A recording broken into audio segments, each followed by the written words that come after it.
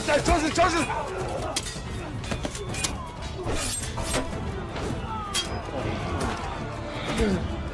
Mergen. Haydi.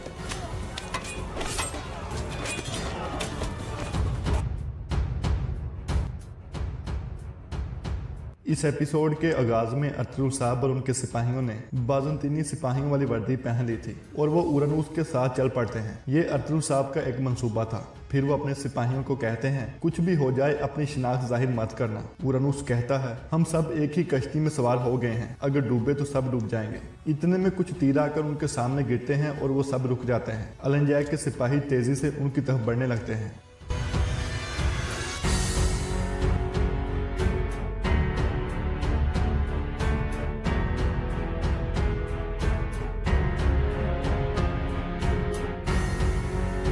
फिर Mongol सिपाही उनको घेरे में लेकर उन सब की तलवारें ले लेते हैं। इतने में अलंजैक भी बेबुलाद के साथ वहां पहुंच जाता है।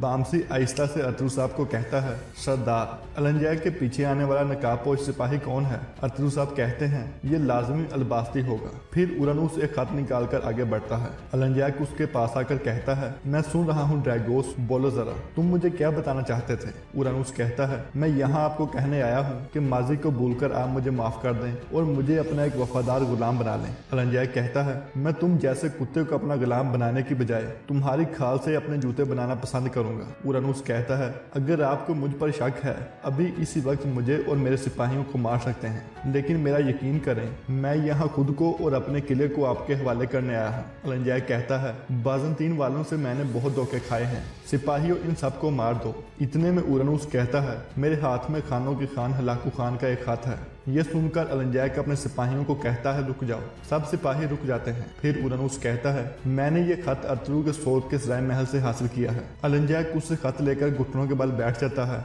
और फिर उस खत को गौर से पढ़ने लगता है। इसके बाद वो कहता है तो खानों के खान हलाकू खान चाहते थे कि मैं तुम्हारा किला ले लूं, लेकिन अतरुल ने मेरे खिलाफ चाल चली। उरानूस कहता है मुझे यकीन है कि उसने कई दफा आपको बेवकूफ बनाने की कोशिश की है। यह सुनकर अलंजैक को बहुत ज्यादा गुस्सा आ जाता है। फिर उरानूस कहता है मुझे हलाकू खान के हुक्म आपसे पहले पता चल जाते थे। अब मैं अपने किले के दरवाजे आपके लिए खोलना चाहता हूं और फिर आपके साथ मिलकर पूरी दुनिया पर फतह हासिल करना चाहता हूं। इसके अलावा मुझे यह भी पता चला है कि आपके अंदर अतरुल का एक जासूस मौजूद है, मैं उसे पकड़ने में भी आपकी मदद करूंगा। अलंजैक कहता है यह खत तुमको कैसे मिला और उस जासूस के बारे में तुमको कैसे पता चला? उरानूस कहता है सोत के सराय महल में मेरा एक जासूस मौजूद है, उसने अतरुल की बातें सुनी थी, वो ये खत निकालने में कामयाब हो गया था। मैं हलाकू खान के तमाम खत वहां से निकाल सकता हूँ, आप सिर्फ मुझे अपना मुलाजिम बना लें। मैं अतरुल को सोने की थाली में रखकर आपके सामने पेश करूंगा। अलंजैक कहता है अब तुम किले वापस जाओ ड्रैगोस और मेरे अगले हुक्म का इंतजार करो, हम जा रहे हैं और तुम मेरे साथ आओ अलबास्ती। ये कहकर अलंजैक अपने सिपाहियों के साथ चल पड़ता है। उनके जाने के बाद उरानूस अतरुल साहब को कहता है जो हो सकता था मैंने कर दिया है, खुदा तुम्हारी मदद करे अतरुल। अतरुल साहब कहते हैं अब तुम किले वापस जाओ ड्रैगोस। अलंजैक गुस्से में मेरे जासूस के पास जाएगा और उसे मार डालेगा, मुझे जल्दी करनी होगी। ये कहकर अतरुल साहब और उनके सिपाही अलंजैक के पीछे रवाना हो जाते हैं। दूसरी तरफ काई कबीले में हफ्सा खातून और उनके बच्चे खैमे में मौजूद थे। इतने में सिरमा इजाजत लेकर वहां पहुंचती है और कहती है मैं सोत में कुछ खरीदारी करने के लिए गई थी, मैंने सोचा कि वापसी पर कुछ देर यहाँ रुक जाऊं और आपकी खैरियत दरियाफ्त कर लूं। हफ्सा कहती है आओ बैठ जाओ सिरमा खातून। सिरमा उसके पास बैठ जाती है और फिर कहती है माशाल्लाह आपके बच्चे भी आपकी तरह बहुत मेहनती हैं, पता नहीं क्यों सोत के बाजार में आपके बच्चे मेरे जहन में आए थे, इसलिए मैं इन दोनों के लिए कुछ तोहफे खरीद कर लाई हूँ। इसके बाद सिरमा एक थैले से आइबर्स को एक बस्ता निकाल कर देती है और कहती है कि ये तुम्हारी किताबों के लिए है आइबर्स। आइबर्स उसका शुक्रिया अदा करता है। फिर सिरमा असलहान को भी एक कुर्ता निकाल कर देती है। असलहान को भी वो बहुत पसंद आता है और वो भी उसका शुक्रिया अदा करती है। हफ्जा कहती है सिरमा खातून आपने ये जहमत क्यों की? सिरमा कहती है अब बच्चों के चेहरे पर खुशी नहीं देख रही हफ्जा खातून। फिर हफ्जा कहती है चलो बच्चों अब मुझे उस सिरमा खातून को अकेले छोड़ दो। यह सुनकर बच्चे बाहर निकल जाते हैं। इसके बाद सिरमा कहती है कल आपके साथ जो भी हुआ वो मेरे जहन से निकल ही नहीं रहा हफ्जा, मैं आपके बारे में बहुत परेशान थी। हफ्जा कहती है मैं भी हैरान थी सिरमा खातून, आपने देखा कि मैंने कितनी मेहनत की थी लेकिन सब बेकार गया। सिरमा कहती है मैं जानती हूँ कि सलजान खातून मुझे पसंद नहीं करती, लेकिन आपके खिलाफ उसको क्या हुआ है? हफ्जा कहती है मैं भी नहीं जानती, मैंने हमेशा पूरी कोशिश की है, लेकिन कल आपने देखा कि उसने क्या किया है। सिरमा कहती है आपके कबीले में दखल देना मेरा काम नहीं है हफ्जा, लेकिन सलजान खातून ने आपकी बहुत ज्यादा बेइज्जती की थी। हम सब खवातीन ने भी ये सब देखा था। अफजा कहती है, मैंने उसकी हर बात मानने की कोशिश की और उसकी इज्जत भी की, लेकिन कुछ भी फायदा नहीं हुआ। सिरमा कहती है, मैंने सुना है कि सलजान खातून से पहले कबीले के मामलात आप देखती थी। हो सकता है कि इस बात से सलजान खातून डरती हों। मेरा आपको मशवरा है कि आपको मोहतात रहना चाहिए कि आपको कोई भी नुकसान पहुंचे। ये सुनकर हफ्जा परेशान हो जाती है। दूसरी तरफ अरतुर साहब और उनके सिपाही ने दोबारा अपने बेस बदल लिए थे और वो अलंजैक के खुफिया ठिकाने के करीब पहुंच चुके थे। अलंजैक के छुपे हुए सिपाही अलंजैक को देखकर दोबारा खड़े हो जाते हैं और उसे आदाब करते हैं। बामसी आहिस्ता से कहता है, देखें ये शैतान किस तरह से छुपे हुए हैं। अरतुर साहब कहते हैं, ये तो इनके जालों की एक किस्म है। कौन जानता है कि इन्होंने और कितने जाल बिछाए होंगे। अगर हम इस रास्ते से मार्गन को बचाने के लिए गए तो ना सिर्फ हम इनके जाल में फंस जाएंगे बल्कि नाकाम भी हो जाएंगे। फिर अरतुर साहब कहते हैं, हम 2 गिरोहों में तकसीम हो जाएंगे। बामसी, तुम कुछ सिपाहियों के साथ यहाँ रुको और अलंजैक का ध्यान इस तरफ हटाओ। हम दूसरी तरफ से जाकर मार्गन को बचाएंगे। हमारे जाते ही तुम इन सिपाहियों पर हमला कर देना। बामसी, तुम इनको लड़ाई में इतना मसरूफ रखना कि हम मार्गन को बचा लें। यह कहकर अरतुर साहब उठ खड़े होते हैं और कुछ सिपाहियों के साथ चल पड़ते हैं।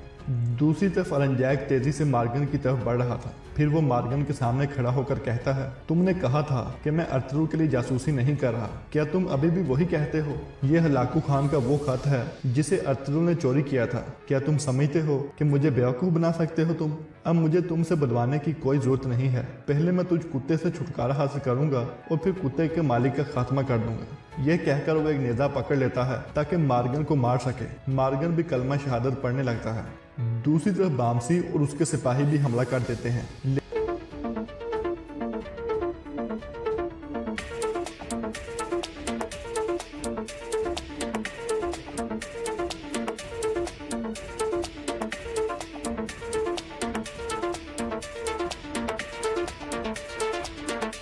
लेकिन इतने में एक मंगोल सिपाही बगल बजा देता है। यह सुनकर अलंजैक चौकन्ना हो जाता है क्योंकि ये इस बात की निशानी थी कि हमला हुआ है। इसी दौरान बामसी और उसके सिपाही आगे बढ़ रहे थे। दूसरी तरफ एक सिपाही अलंजैक को बताता है कि हम पर हमला हो गया है कमांडर अलंजैक। अलंजैक कहता है, ये बरकी खान के आदमी होंगे। अब मैं उनको अपने पंजों में जकड़ लूंगा। सिपाहियों का एक गिरोह यहाँ रुक जाए और बाकी मेरे साथ आओ। ये कहकर वो चल पड़ते हैं और काफी सारे सिपाही भी उसके साथ चले जाते हैं। फिर अरतुर साहब कहते हैं, बामसी ने उनको अपनी तरफ खींच लिया है। चलो सिपाहियों, मार्गन के करीब होते हैं। ये कहकर वो आगे बढ़ने लगते हैं। दूसरी तरफ अलंजैक बामसी की तरफ बढ़ रहा था।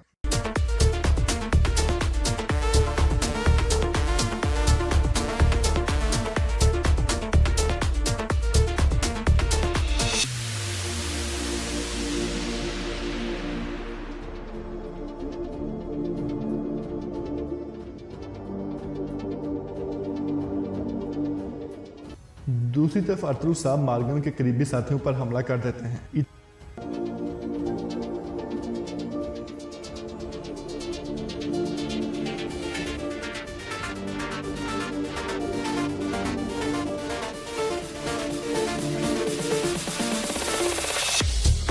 इतने में एक सिपाही बगल बजाने लगता है। अलंजैक और उसके सिपाही बामसी से लड़ रहे थे। बगल की आवाज सुनकर अलंजैक कहता है, वो जासूस के पीछे हैं, हम वापस जा रहे हैं। यह कहकर वो पीछे हटने लगते हैं, जबकि बामसी और उसके सिपाही लगातार उन पर तीर बरसा रहे थे। दूसरी तरफ अरतुर साहब और उनके सिपाही मंगोलों को मार रहे थे। इस तरह बहुत से मंगोल मारे गए थे। फिर अरतुर साहब कहते हैं, मार्गन को खोलो। ये सुनकर सिपाही मार्गन को खोलकर नीचे उतार लेते हैं। अरतुर साहब पूछते हैं, क्या तुम ठीक हो मार्गन? मार्गन कहता है, मैं ठीक हूँ सरदार, मैंने राज नहीं बताया। अरतुर साहब कहते हैं, मैं जानता था मार्गन, तुम परेशान मत हो, हम यहाँ तुमको बचाने आए हैं। दुमरुल, तुम मार्गन को लेकर यहाँ से जाओ, हम बाकी मंगोलों को खत्म करके आते हैं। यह सुनकर मार्गन दुमरुल को वहाँ से उठा लेता है और चल पड़ता है, जबकि अरतुर साहब बाकी मंगोलों को मारने लगते हैं।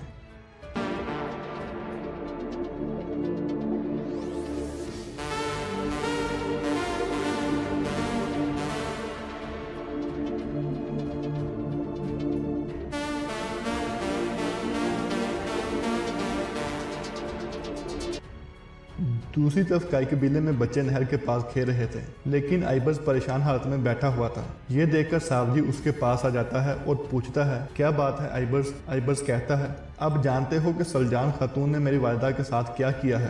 صاحب جی پوچھتا ہے کیا کیا ہے انہوں نے؟ آئیبرز کہتا ہے انہوں نے سب عورتوں کے سامنے میری والدہ کی بےزتی کی اور ان کو یہاں سے جانے کو کہا۔ صاحب جی کہتا ہے سلجان خاتون دکھ میں ہے آئیبرز، عورتوں کے درمیان اکثر ایسا ہوتا رہتا ہے، تم پریشان مت ہو۔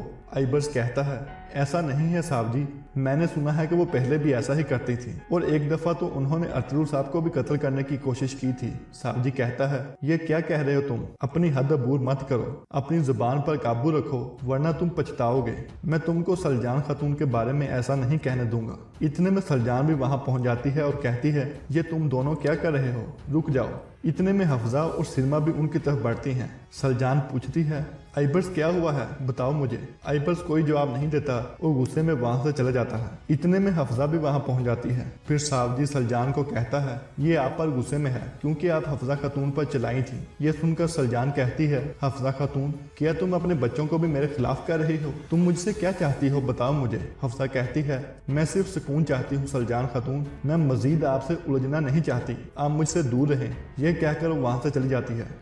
دوسری طرف بامسی اور اس کے ساتھی منگولوں پر تیر برسا رہے تھے۔ اتنے میں ایک منگول سپاہی آ کر اپنے ساتھیوں کو بتاتا ہے کہ ہمیں ان کے گھوڑوں کی طرف جانا چاہیے، ہم ان میں سے کسی کو بھی بھاگنے نہیں دے سکتے۔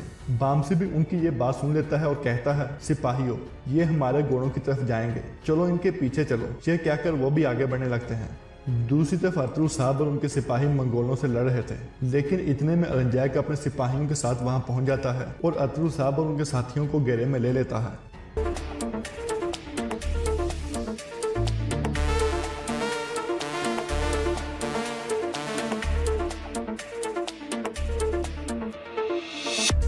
پھر النجیک کہتا ہے یہ شیر کا ٹھکانہ ہے، یہاں پہنچنے والوں کی قسمت میں موت لکھی ہوتی ہے۔ ارطغرل صاحب آہستہ سے اپنے دل میں کہتے ہیں بامسی تم کہاں رہ گئے ہو؟ پھر بے بلاد کہتا ہے میری تلوار تم جیسوں کے خون سے رنگین ہے، اب تمہاری باری ہے۔ ارطغرل صاحب آواز تبدیل کر کے کہتے ہیں تو پھر میں ان کو موت دینے والا ہوں جنہوں نے یہ تلوار اٹھائی ہے۔ اتنے میں النجیک کہتا ہے حملہ کرو، اور پھر ان کے درمیان لڑائی شروع ہو جاتی ہے۔ اسی دوران دمرل اور دو سپاہی مارگن کو لے کر گھوڑوں کے پاس پہنچ چکے تھے۔ اتنے میں منگول ان پر حملہ کر دیتے ہیں، لیکن وہ بہت بہادری کے ساتھ ان کا مقابلہ کرتے ہیں اور تمام منگولوں کو مار دیتے ہیں۔ اس کے بعد وہ وہاں سے جانے لگتے ہیں تو مزید منگول وہاں پہنچ جاتے ہیں اور ان پر حملہ کرنے لگتے ہیں۔ دوسری طرف ارطغرل صاحب بھی منگولوں سے لڑ رہے تھے۔ اس لڑائی کے دوران النجیک اور گندوز بھی آمنے سامنے آ جاتے ہیں، جبکہ ارطغرل صاحب اور بے بلاد بھی ایک دوسرے کے مقابلے میں آ جاتے ہیں۔ دوسری طرف بہت سے منگول دمرل اور دوسرے سپاہیوں پر حملہ کر رہے تھے۔ اتنے میں بامسی اور اس کے سپاہی بھی وہاں پہنچ جاتے ہیں اور وہ پیچھے سے ان پر تیر برسانے لگتے ہیں۔ تھوڑی ہی دیر میں وہ تمام منگولوں کو مار دیتے ہیں۔ پھر بامسی اپنے ساتھیوں کے قریب آ کر پوچھتا ہے مارگن کیسا ہے؟ دمرل کہتا ہے مارگن ٹھیک ہے کمانڈر بامسی۔ پھر ایک سپاہی کہتا ہے آپ ٹھیک وقت پر آئے ہیں کمانڈر بامسی، لیکن ارطغرل صاحب نے تو آپ کو کہا تھا کہ النجیک کے پیچھے جانا ہے۔ بامسی کہتا ہے ہمیں یہاں آنا پڑا کیونکہ یہ غلیظ ہمارے گھوڑوں کی طرف جا رہے تھے۔ ملک شاہ کہتا ہے النجیک اور اس کے سپاہی واپس ارطغرل صاحب کی طرف گئے ہیں، وہ خطرے میں ہوں گے۔ بامسی کہتا ہے ملک شاہ تم فوراً مارگن کو لے کر قبیلے روانہ ہو جاؤ اور ہم ارطغرل صاحب کی طرف جا رہے ہیں۔ یہ کہہ کر وہ بھاگنے لگتے ہیں۔ دوسری طرف ارطغرل صاحب اور بے بلاد آمنے سامنے تھے، جبکہ النجیک بھی گندوز پر حملہ کر دیتا ہے اور اسے زخمی کر کے نیچے گرا دیتا ہے۔ ارطغرل صاحب کا دھیان اس کی طرف ہو جاتا ہے، لیکن اتنے میں بے بلاد ارطغرل صاحب پر وار کرتا ہے اور انہیں بھی گرا دیتا ہے۔ پھر وہ ان کے سینے پر تلوار رکھ دیتا ہے لیکن اتنے میں بامسی اور اس کے ساتھی وہاں پہنچ جاتے ہیں اور وہ تمام منگولوں پر تیر برسانے لگتے ہیں اور ان پر حملہ کر دیتے ہیں۔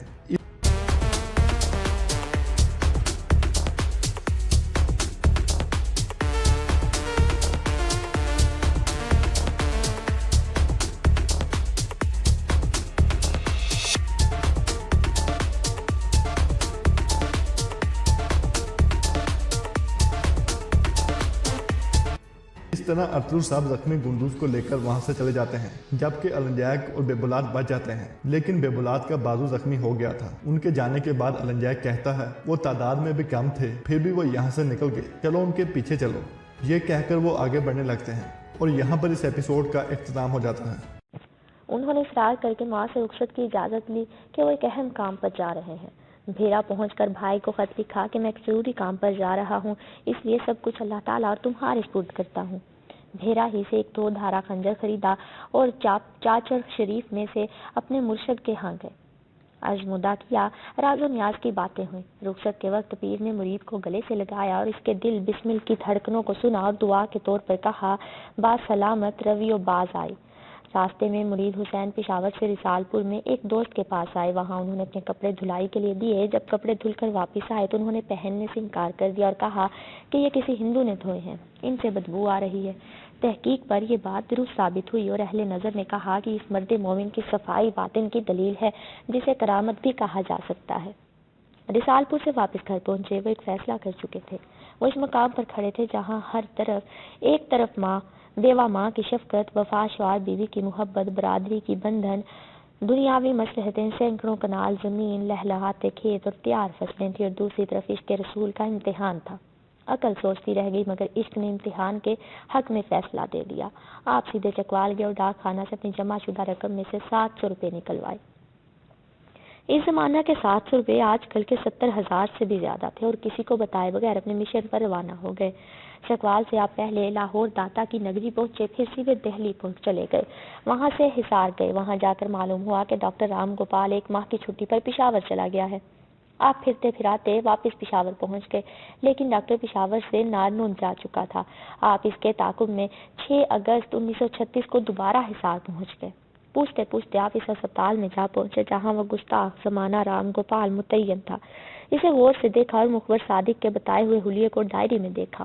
اسے ہو بہو درست پا کر دل خوشی سے بلیوں اچھلنے لگا۔ ڈاکٹر کی رہائش گاہ دیکھی، حالات کا جائزہ لیا، پھر کسی مسلمان کا گھر تلاش کیا۔ ایک مسافر کی حیثیت سے نماز ظہر ادا کی اور بارگاہ رب العزت میں یہ دعا مانگی، میرے اللہ، تیرے اس نحیف و نزار اور ناچیز بندے کو اپنے آبائی وطن سے سینکڑوں میل دور کافروں کی بستی نارنون میں تیرے محبوب کی محبت جس مقصد کے لیے کھینچ لائی ہے، اس میں کامیابی و کامرانی عطا فرما۔ اگست کا مہینہ تھا، شدید گرمی پڑ رہی تھی۔ ڈاکٹر کی رہائش گاہ ہسپتال سے ملحق تھی۔ صحن میں قدم رکھا تو سامنے درختوں کے گھنے سائے میں وہ ملعون سو رہا تھا جس نے کروڑوں مسلمانوں کی نیندیں حرام کر رکھی تھیں۔ قریب ہی دوسری چارپائی پر اس کی بیوی کشیدہ کاری میں مصروف تھی۔ بچے کچھ جاگ رہے تھے، کچھ سوئے ہوئے تھے۔ ہسپتال کا عملہ سب کا سب ہندو تھا اور وہ بھی زیادہ دور نہ تھا۔ مرید حسین نے جان ہتھیلی پر رکھ کر بے خوف و خطر نعرہ لگایا، اللہ اکبر، پھر ملعون کو مخاطب کر کے پکارا، اے گستاخ زمانہ کافر اٹھ، آج محمد صلی اللہ علیہ وآلہ وسلم کا پروانہ آ ہی گیا ہے۔ بیوی نے بھی شوہر سے کہا، رام گوپال اٹھ، کوئی مسئلہ آ گیا ہے۔ رام گوپال آنکھیں ملتا اور دھوتی سنبھالتا اٹھا۔ بیوی اور نوکر جا کر مرید حسین کو پکڑنے کے لیے لپکے مگر انہوں نے آن کی آن میں خنجر موذی کے پیٹ میں گھونپ دیا۔ وہ دھڑام سے ایسا گرا کہ پھر نہ اٹھا۔ انہوں نے خنجر قریبی تالاب میں پھینک دیا اور خود بھی اس میں چھلانگ لگا کر تیرنے لگے۔ پولیس کی جمعیت نے تالاب کو گھیرے میں لے لیا۔ غازی مرید حسین نے پوچھا، تم میں کوئی مسلمان ہے؟ اتفاق سے تھانے دار مسٹر احمد شاہ کوٹ مسلمان تھا۔ اس نے کہا، میں مسلمان ہوں۔ مرید حسین تالاب سے باہر آئے اور خود کو گرفتاری کے لیے پیش کرتے ہوئے کہا، میرا نام عاشق رسول ہے، میں نے اس ڈاکو کو قتل کیا ہے جس نے کروڑوں مسلمانوں کے دل پر ڈاکہ ڈال کر ان کا امن و سکون لوٹ لیا ہے۔ اخبارات سے اطلاع پاتے ہی غازی صاحب کی والدہ، بھائی اور چودھری محمد بخش حصار پہنچے۔ پھر 12 اگست 1936 کو صبح کو حصار ڈسٹرکٹ جیل میں غازی صاحب سے ملاقات کی۔ غازی صاحب نے انہیں دیکھتے ہی کہا، آپ کو مبارک ہو، وہ کام جس کا میں ذکر کیا کرتا تھا وہ خدا کے فضل و کرم سے ہو گیا ہے۔ مقدمے کی پیروی کے لیے ان کے بھائی لاہور سے حصار کے ایک مشہور وکیل بیرسٹر جلال الدین کے نام ذمہ دار اخبار کے ایڈیٹر مولانا ظفر علی خان کے فرزند اختر علی خان کا ایک خط لے گئے تھے۔ اس کے ذکر پر غازی صاحب نے کہا، مجھے وکیل کی کوئی ضرورت نہیں، میرا وکیل تو اللہ تعالیٰ ہے۔ قریشی صاحب سے وکالت کی گفتگو ہو رہی تھی جو غالباً اپنے انتخابی مصروفیات کی وجہ سے مقدمہ کی پیروی کے لیے تیار نہ تھے۔ اتنے میں ایک بزرگ صورت مولوی صاحب تشریف لائے۔ قریشی صاحب نے تعارف کراتے ہوئے کہا، مولانا، یہ لوگ چکوال سے آئے ہیں اور بدقسمت ملزم لواحقین ہیں جس نے ڈاکٹر رام گوپال کو نارنون میں قتل کر دیا ہے۔ یہ سن کر مولوی صاحب سخت جلال میں آگے اور کہا، جلال الدین صاحب، بدقسمت آپ ہیں، بدقسمت میں ہوں، بدقسمت ہمارا سارا علاقہ ہے، بدقسمت ہندوستان کے کروڑوں مسلمان ہیں کہ جن کی موجودگی میں گستاخ زمانہ رام گوپال دندناتا پھرتا رہا۔ بدقسمت اور بغیرت تو ہم ہیں۔ ان کی خوش قسمتی میں کسے کلام ہو سکتا ہے جن کے نامور فرزند نے یہاں سے سینکڑوں میل دور علاقہ چکوال سے آ کر ناموس رسالت کی حفاظت کا حق ادا کر دیا ہے۔ کیا یہ ہر مسلمان کا فرض نہیں کہ وہ حبیب کبریا حضرت محمد صلی اللہ علیہ وآلہ وسلم کی شان میں گستاخی کرنے والے کو حرف غلط کی طرح صفحہ سے مٹا ڈالے؟ قریشی صاحب نے مولوی صاحب کے چلے جانے کے بعد بتایا کہ وہ سرسا کے ممتاز عالم دین تھے جو انتخاب کے سلسلہ میں ان سے بات چیت کرنے آئے تھے۔ مولوی صاحب کی سرزنش اور ڈانٹ کا نتیجہ یہ نکلا کہ قریشی صاحب نے بلا معاوضہ مقدمے کی پیروی کا ذمہ لے لیا۔ ان کے علاوہ 5 دوسرے وکیلوں نے بھی کہا کہ وہ بھی بلا معاوضہ ان کی مدد کریں گے۔ حصار کے ضلع کچہری میں مقدمے کی سماعت ایک مجسٹریٹ پنڈت لکشمی دت کے ہاں شروع ہوئی، لیکن ابتدائی سماعت کے بعد اس نے جلد ہی مقدمہ سیشن سپرد کر دیا۔ ایک روز کارروائی جاری تھی کہ مرید حسین نے کہا کہ ظہر کی نماز کے لیے مصلی اور پانی کا بندوبست کیا جائے۔ جج نے کہا یہ عدالت ہے۔ مرید حسین نے کہا میں خالق کائنات کی عدالت میں حاضری دینا چاہتا ہوں۔ چنانچہ ان کی بات مان لی گئی اور عین عدالت میں انہوں نے نماز ادا کی اور آئندہ اس کا انتظام خود بخود کر دیا جاتا رہا۔ جب وہ نماز سے فارغ ہوتے تو کارروائی دوبارہ شروع کر دی جاتی۔ 3 دن کی سماعت کے بعد چوتھے دن فیصلہ سناتے ہوئے جج نے کہا میں تمہیں سزائے موت دیتا ہوں، لیکن ایک درخواست کے نتیجے میں مقدمہ کی دوبارہ سماعت کی گئی مگر سزائے موت برقرار رہی۔ اس پر ہائی کورٹ میں اپیل کی سماعت کی گئی۔ اس نے بھی اپیل خارج کر کے سزائے موت بحال رکھی۔ جیل کی کوٹھڑی میں غازی صاحب تھے۔ ان کے ساتھ والی کوٹھڑی میں قتل کا ایک ہندو مجرم قید تھا۔ وہ غازی صاحب کی عبادت گزاری، شرافت اور بے باکی سے متاثر تھا۔ ایک دن دیکھا کہ غازی صاحب کا کمرہ نور سے منور ہے۔ وہ حیران اور ششدر ہو کر بولا میری بھی کچھ رہنمائی کریں کہ میں آپ کا پڑوسی ہوں۔ غازی صاحب نے کہا تیری رہنمائی تب ہو سکتی ہے کہ تو مسلمان ہو جائے۔ ہندو قیدی نے کہا میں روشنی کا طالب ہوں، اب جو چاہیں کرے۔ غازی صاحب کے کہنے پر ہندو نے کلمہ طیبہ پڑھا، خدا تعالیٰ کا پسندیدہ دین اسلام قبول کر لیا۔ غازی صاحب نے اس کا نام غلام رسول رکھا۔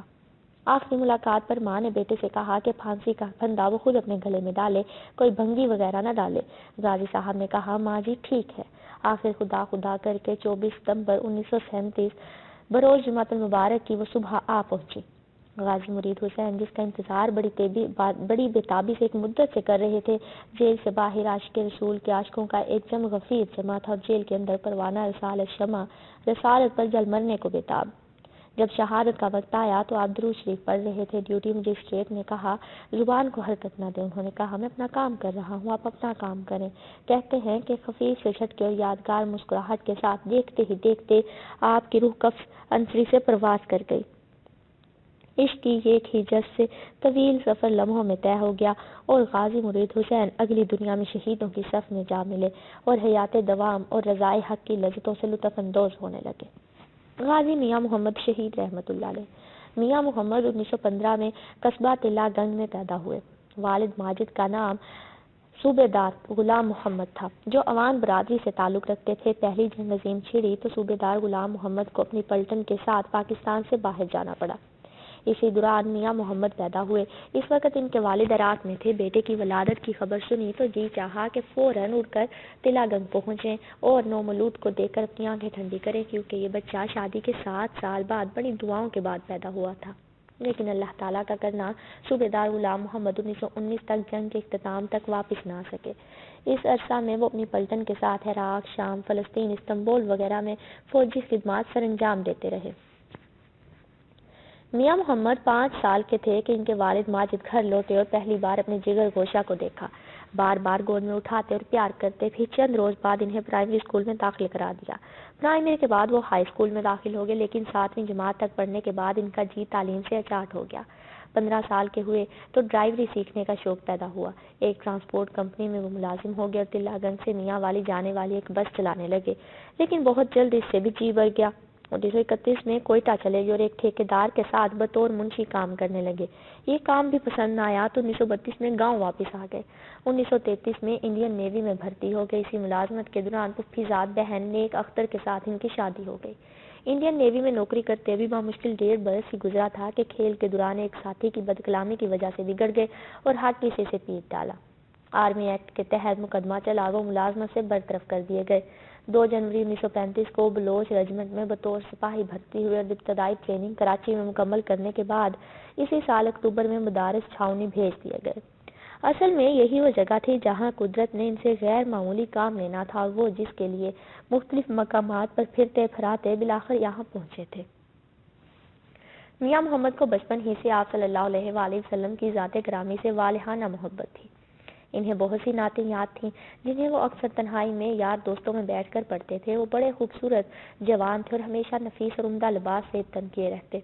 ان کو دیکھنے والوں نے ان کا حلیہ کچھ اس طرح سے بیان کیا ہے: لمبا قد، دلکش خدوخال، سرخ و سفید رنگ، باریک ہونٹ، گھنی بھویں، ناک معیار حسن کے عین مطابق، پیشانی چوڑی، آنکھیں چمکدار، خوبصورت سی چھوٹی داڑھی اور خاص ادا کی گونچیں جن سے مردانہ وجاہت ٹپکتی تھی، سر پر کلا اور خوبصورت پگڑی غرض پیکر حسن تھے۔ 16 مئی 1937 کی شب کا ابھی آغاز ہوا تھا۔ مدارس چھاؤنی میں ڈیوٹی سے فارغ فوجی سپاہی مختلف گروپوں میں بیٹھے خوشگپیوں میں مشغول تھے۔ انہی میں ایک طرف چند مسلمان نعت رسول صلی اللہ علیہ وآلہ وسلم سننے میں مہو تھے۔ اتفاق سے جو شخص نعت سن رہا تھا وہ ایک ہندو تھا۔ یہ بڑی خوش الحانی اور عقیدت مندی کے ساتھ نعت سنا رہا تھا۔ قریب ہی ایک ہندو ڈوگرے سپاہی نے جب ایک ہندو کو اس طرح عقیدت کے ساتھ نعت پڑھتے سنا تو مارے تعصب کے جل کر کباب ہو گیا۔ اس نے بآواز بلند آپ صلی اللہ علیہ وآلہ وسلم کی شان اقدس پہ گستاخی کرتے ہوئے نعت پڑھنے والے ہندو سے مخاطب ہو کر کہا: محمد صلی اللہ علیہ وآلہ وسلم کو کرو، کسی اور کا ذکر کرو تو کیسا ہندو ہے؟ تو ہندو دھرم کا مجرم ہے، تیرا باپ معاف نہیں کیا جا سکتا۔ مسلمان سپاہیوں نے ڈوگرا سپاہی کی یہ بدزبانی سنی تو صبر کا گھونٹ پی کر رہ گئے، لیکن میاں محمد اپنے آقا کی شان میں یہ گستاخی سن کر تڑپ اٹھے اور ڈوگرا سپاہی سے کہا: تیرے ہم مذہب کو یہ سعادت نصیب ہوئی ہے کہ وہ آپ صلی اللہ علیہ وآلہ وسلم کے نام مبارک سے اطمینان قلبی حاصل کرے، اس لیے وہ گا کر سرکار عالم کی نعت پڑھ رہا ہے۔ تجھے اپنے خبث وطن کی وجہ سے یہ بات پسند نہیں آئی تو یہاں سے چلا جا، خبردار آئندہ ایسی بکواس نہ کرنا۔ یہ سن کر ڈوگرا سپاہی بولا: میں تو بار بار ہی ایسا کروں گا، تم سے جو ہو سکتا ہے کر لو۔ یہ بےہودہ جواب سن کر میاں محمد کا خون کھول اٹھا۔ ایک ہندو ڈوگر نے ان کی حمیت ایمانی کو للکارا تھا۔ انہوں نے بڑی مشکل سے اپنے آپ پر قابو پاتے ہوئے کہا: آئندہ اپنی ناپاک زبان سے ہمارے نبی کی شان میں گستاخی کا جملہ کہنے کی جرات نہ کرنا، ورنہ یہ بدتمیزی تجھے بہت جلد موت سے دوچار کر دے گی۔ بیرسٹر صاحب بحث کی تفصیل سناتے سناتے سانس لینے کے لیے رکے۔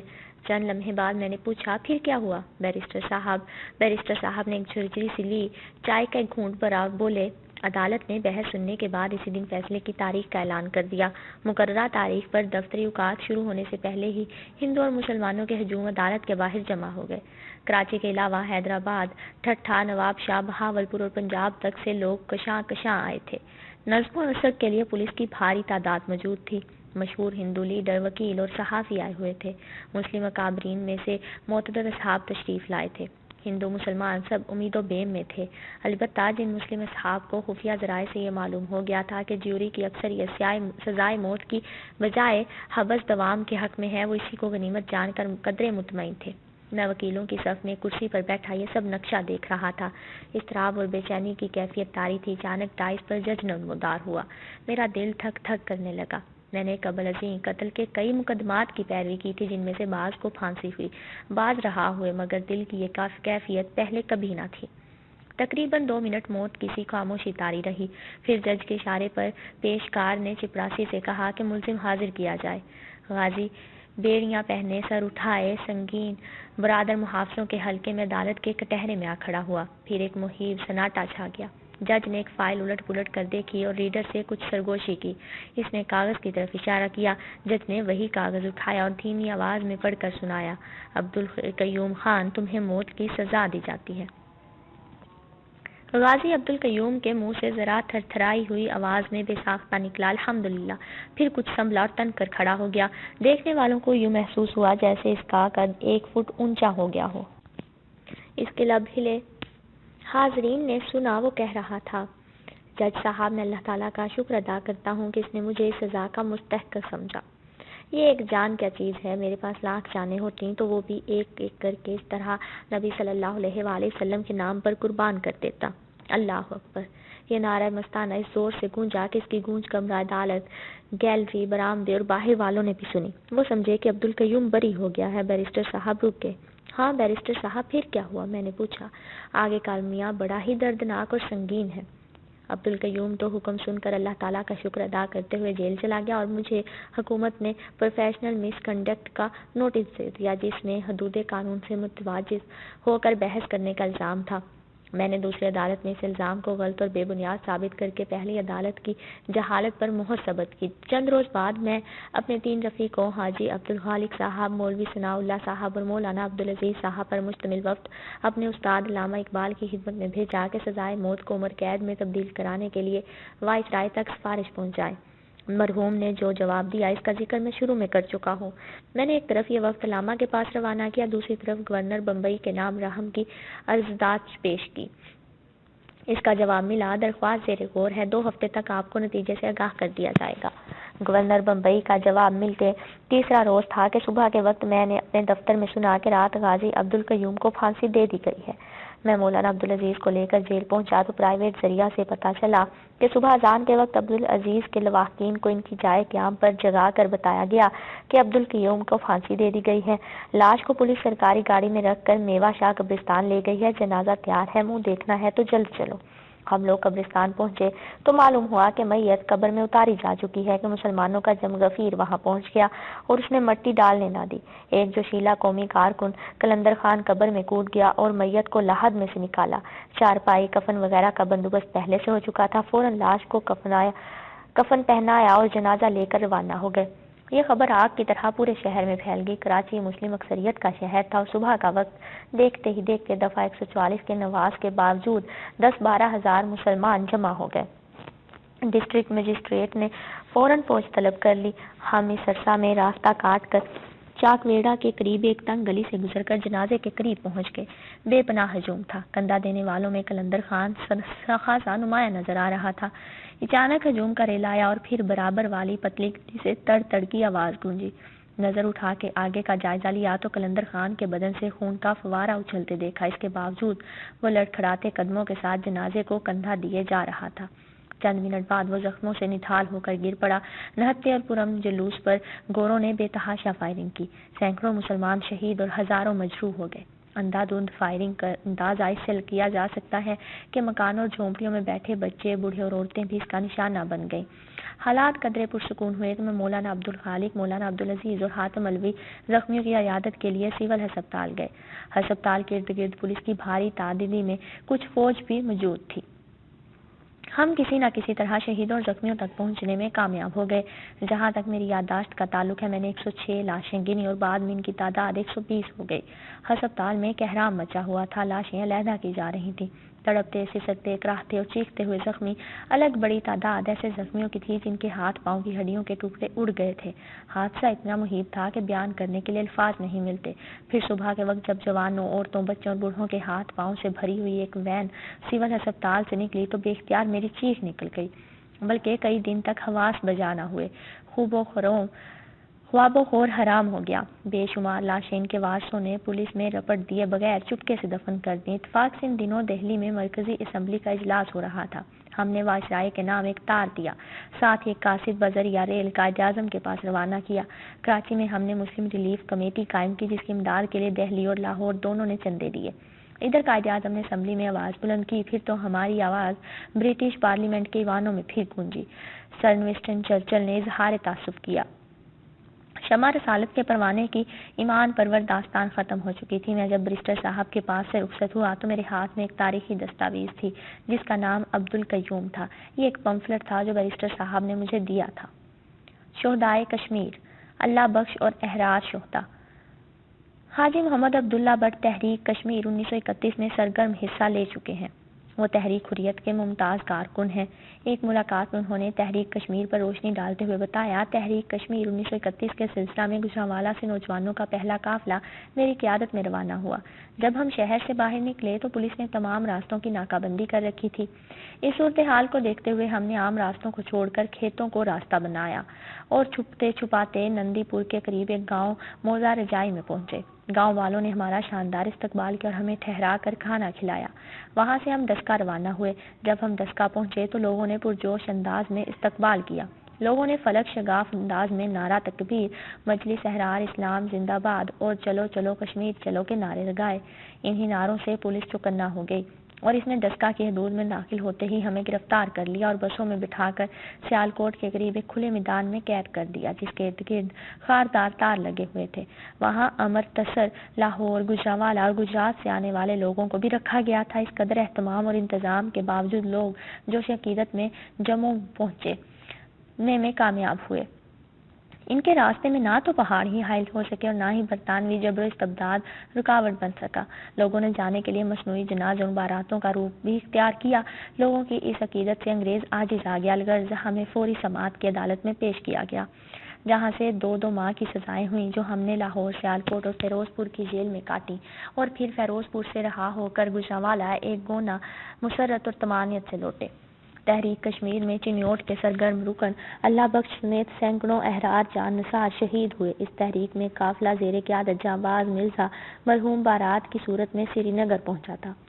ایک مجاہدہ کی شہادت۔ اجنبی سمت سے چلنے والی دشمن کی گولیاں مجاہدہ مائی اماں کے سینہ اور ان میں پیوست ہو چکی تھیں، اور ان کی درد کی شدت اور تکلیف کی وجہ سے ان کی آنکھوں کے سامنے مکمل تاریکی چھا رہی تھی، مگر اس وقت بھی انہوں نے ہمت نہیں ہاری اور پوری قوت کے ساتھ سر پر رکھی گٹھڑی مجاہدین کے مورچے کی جانب لڑکھڑا دی، اور پھر وہ خود بھی بے دم ہو کر گر پڑی۔ مجاہدین کی اس امداد کی ساری خوشیاں اماں مجاہدہ کی حالت دیکھ کر خاک میں مل گئی اور ہر آنکھ میں پرنم ہو گئی، مگر یہ جان کر انہیں خوشی ہوئی کہ اماں بھی زندہ ہیں لیکن بے ہوش۔ بہرحال مجاہدین نے جلدی اپنا اسلحہ تیار کیا اور پھر بغیر ایک لمحہ کے انتظار کے دشمن پر اچانک زبردست قسم کا فائر کھول دیا۔ بزدل دشمن جو اب تک اپنی نفری اور اسلحہ کے زور پر محاصرہ کر کے مجاہدین کو زندہ گرفتار کرنے کے خواب دیکھ رہا تھا، یہ غیر متوقع صورتحال دیکھ کر سراسیمہ ہو گیا اور سمجھا کہ مجاہدین کو بھاری تعداد میں کمک پہنچ گئی ہے، اب ڈوگرا فوج کے پاس بھاگنے کے سوا کوئی چارہ نہیں۔ چنانچہ دیکھتے ہی دیکھتے صرف 15 منٹ میں 3 دن کا محاصرہ ختم ہو چکا تھا اور دشمن تھوراڑ کی بستی سے کوسوں دور پہنچ چکا تھا۔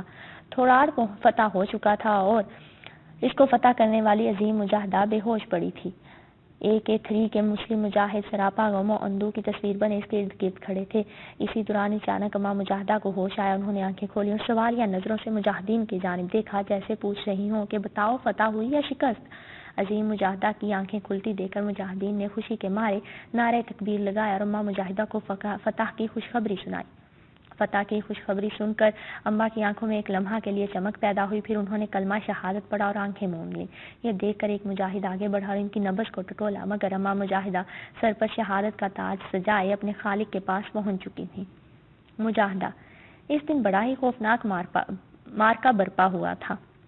ہندوستان کے بزدل فوجیوں نے بالکل اچانک آزاد کشمیر ایک چوکی پر حملہ کر دیا تھا، جبکہ اس چوکی میں چند پاکستانی فوجیوں کے سوا اس وقت کوئی بھی موجود نہ تھا جو اتنی بڑی فوج کا مقابلہ کر سکتا، لیکن اس کے باوجود شیر صفت جوان دشمن کی اندھا دھند فائرنگ کے سامنے یوں ڈٹ کے جیسے وہ سیسا پلائی دیوار ہوں۔